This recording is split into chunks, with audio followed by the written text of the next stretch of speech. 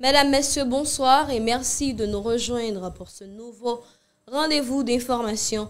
Dans cette édition, nous revenons sur les faits marquants de l'actualité internationale. Au sommaire, aux États-Unis, une fusillade dans une église de Minneapolis a causé la mort de 2 enfants et plusieurs blessés. En Birmanie, le chef de la junte militaire est attendu en Chine pour un sommet de haut niveau. Nous parlerons aussi de la santé publique américaine, marquée par le licenciement de la directrice des CDC après seulement un mois en poste. Et puis nous ferons un tour d'horizon de l'actualité en Haïti, en Ukraine, au Vatican, en Chine et à l'ONU, où plusieurs développements majeurs retiennent l'attention.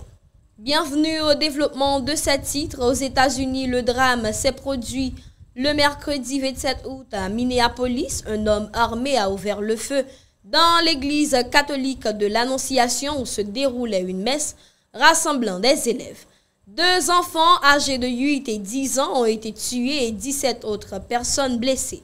Le tireur Robin Westman, 23 ans, ancien élève de l'école, s'est donné la mort après son attaque. Selon la police, il détenait 3 armes achetées légalement et avait publié un manifeste en ligne. Le FBI traite l'affaire comme un possible acte de terrorisme intérieur et de crime de haine. Le maire de Minneapolis a de son côté appelé à ne pas politiser l'identité du suspect et à concentrer le débat sur la prolifération des armes à feu. Cette fusillade est la 146e enregistrée dans un établissement scolaire américain depuis le début de l'année.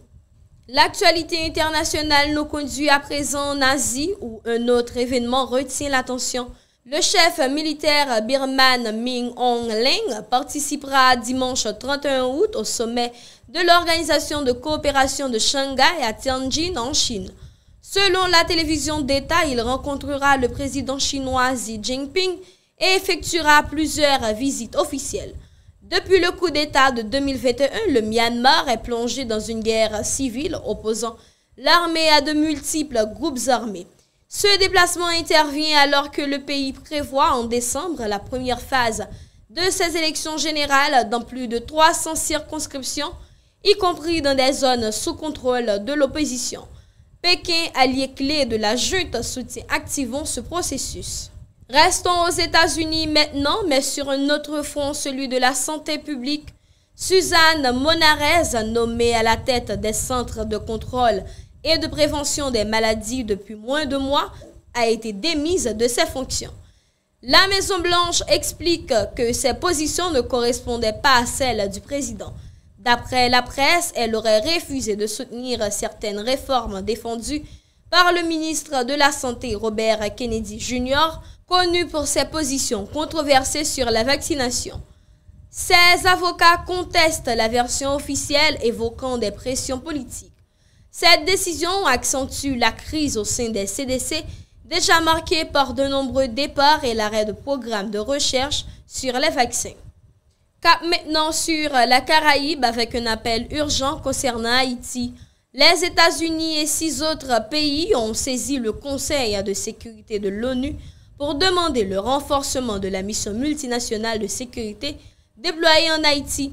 Placée sous commandement kenyan, cette force doit soutenir la police nationale dans la lutte contre les gangs, mais avec environ 1000 policiers déployés, loin de l'objectif initial de 2500, la mission est jugée insuffisante pour faire face à la gravité de la crise. Les signataires réclament une force plus robuste, capable de mener des opérations offensive et soutenue par un bureau des Nations Unies. Direction l'Europe de l'Est où l'Ukraine a de nouveau été frappée par une attaque massive. Dans la nuit du 27 au 28 août, la Russie a lancé une attaque d'envergure sur Kiev et plusieurs régions. Plus de 600 drones et missiles ont été utilisés selon l'armée ukrainienne. Au moins 17 personnes ont été tuées et une quarantaine blessées. Des logements, une école et des infrastructures ferroviaires ont été touchés, tout comme les bureaux de l'Union européenne et du British Council.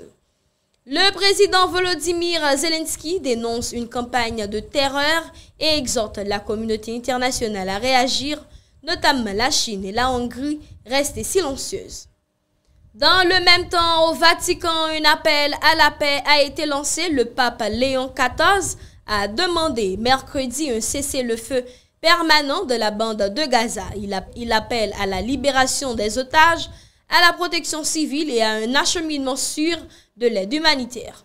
Soutenant les patriarches chrétiens de Jérusalem, il dénonce les déplacements forcés de populations palestiniennes. D'après le Hamas, plus de 62 000 personnes ont déjà perdu la vie depuis le début de la guerre, en grande majorité des civils. Restons en Asie avec un rapprochement politique et militaire qui se dessine à Pékin. Le ministre chinois des Affaires étrangères a confirmé que Kim Jong-un sera en visite officielle à Pékin le 3 septembre. Il assistera au défilé militaire marquant les 80 ans de la fin de la Seconde Guerre mondiale. Il s'agira de sa première visite en Chine depuis 2019. Vladimir Poutine est également attendu à la cérémonie, renforçant l'image de front commun entre Pékin, Moscou et Pyongyang.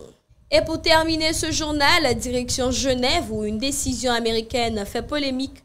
Les États-Unis ont annoncé qu'ils ne participeront pas à leur examen périodique universel prévu en novembre à Genève.